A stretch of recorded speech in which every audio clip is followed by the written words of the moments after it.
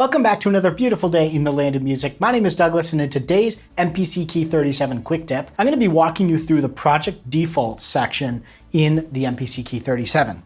Let's jump in and create a new project just so we can get to our menu screen. Hold Shift and tap on the Menu Preferences button. It's going to bring us into our Preferences screen. Scroll down and tap on Project Defaults. Now, in my last quick tip, I talked about the new project dialog and how to change your startup screen. If you're curious on that one, throw a link here so you can go watch that.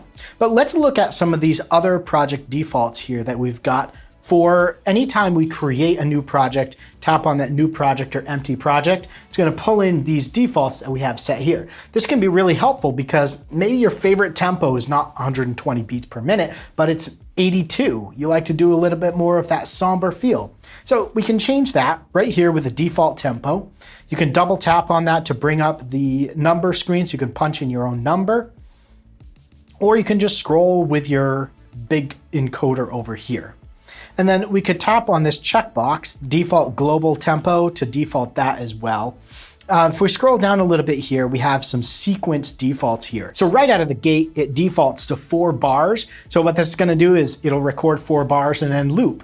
You could bump this out. Maybe you like to do 8, or maybe you like to do linear recording and you just want to have this at maybe 100 bars. So it takes a long time to get to that loop point, and then you can just record a whole song. We also have the time signature. So out of the gate, again, it's set to 4/4 time. But maybe we want to set, maybe we play in 3/4 or 6/8, and we want to have it default to that. I'm going to leave mine at 4 bars and 4/4 timing. Down here in program, we have 3 default settings. You can set the default pad slice, the program key group filter, and the default plugin. So currently it's set to hype, but maybe we change this to baseline because we always start our songs off with the bass. We can set that here. And then on default pad slice, you can choose pad or all. And then on the key group filter, you can do a bunch of different filter options there.